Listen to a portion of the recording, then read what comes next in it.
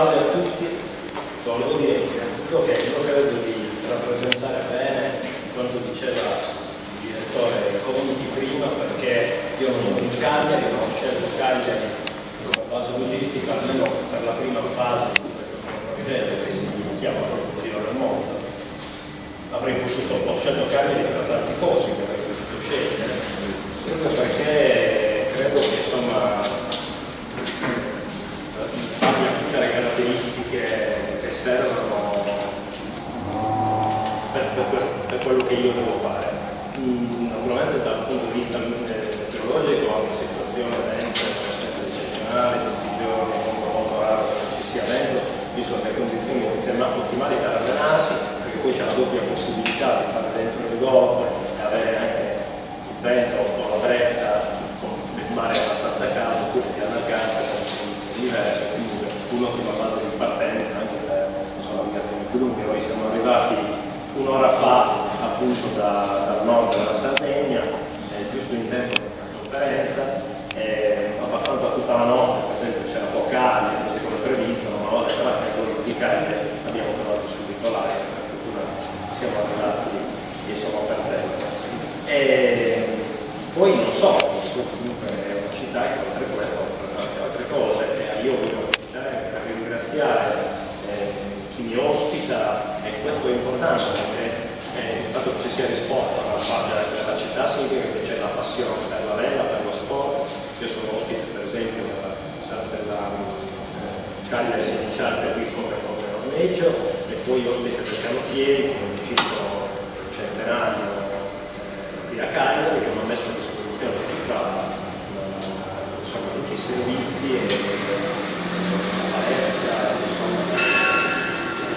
bello essere accolti comunque in questa maniera. Poi comunque la città, io sono stata della città, non è proprio più prima, potrei stare elencare il programma. Voglio sì, il mio progetto si chiama Giro del Mondo, il mio progetto appunto si chiama Giro del Mondo, proverò con questa nuova barca, la Class 40, che la Class 40 è una classe che in questo momento diciamo forse è la più importante tra le barche del circuito oceanico, una barca che è stata costruita soprattutto per la navigazione in solitario, che è anche quella che io preferisco, però farò regate anche all'equipaggio, il doppio, quest'anno in Mediterraneo, poi insomma l'anno prossimo mi sposterò anche con la base logistica in oceano per partecipare alle più importanti di regate del circuito trascorrente. Diciamo che cercherò insomma compatibilmente con bisogna sfruttare l'aspetto economico di non farmi mancare niente, insomma quelle che sono regate importanti, le classiche, la rotta del Rum, la Ostar e così. Spero che chiamato il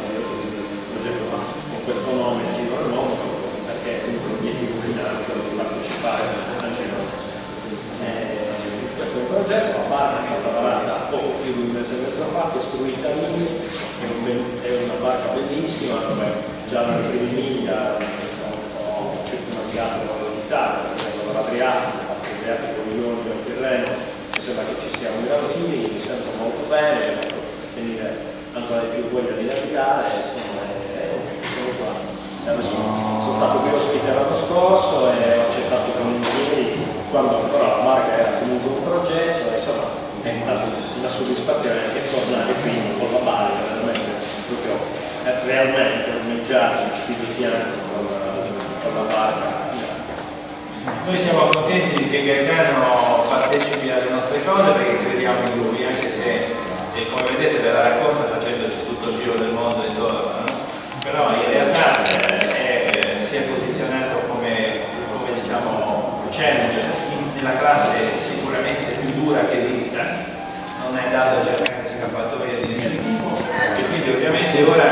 cerca di fare il risultato che noi pensiamo che ci sia molto vicino e che se lo sarà sarà un successo mostruoso, perché ben consapevole insomma che il livello è